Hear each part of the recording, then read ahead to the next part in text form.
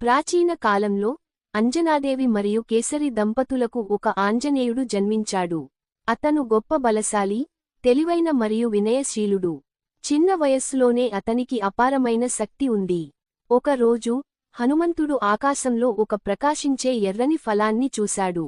అది సూర్యుడని తెలియక తన ఆకలిని తీర్చేందుకు దాన్ని పట్టుకోవాలని నిర్ణయించుకున్నాడు.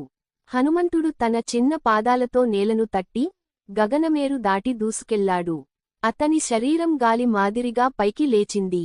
హనుమంతుడు సూర్యుడిని అందుకునే సమయంలో దేవేంద్రుడు అతన్ని అరికట్టడానికి తన వజ్రాయుధాన్ని ప్రయోగించాడు.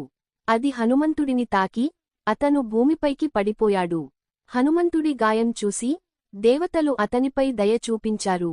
బ్రహ్మ, వాయు మరియు ఇతర దేవతలు అతనికి అనేక ఆశీర్వాదాలు ఇచ్చారు. అతనికి అపారమైన బలాన్ని ప్రసాదించారు. బాల్యంలో హనుమంతుడు చాలా క్రీడాభిమానిగా ఉండేవాడు.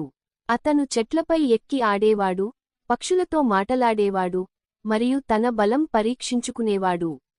తన విద్యాభ్యాసం కోసం హనుమంతుడు సూర్య భగవానుని గురువుగా అంగీకరించాడు. అతను వేగంగా విద్యలు నేర్చుకుంటూ తన ప్రతిభను చూపించాడు. హనుమంతుడు పెద్దయ్యాక రాముని సేవలో చేరాడు. తన బాల్యము ఆయనను మహావీరుడిగా మార్చింది. ఆయన జీవిత ప్రయాణం ధైర్యం, వినయం మరియు సేవాభావంతో నిండి ఉంది. ఇది చిన్న హనుమంతుడి కథ. ఆయన మహాబలశాలి మాత్రమే కాదు, మహాభక్తుడు కూడా.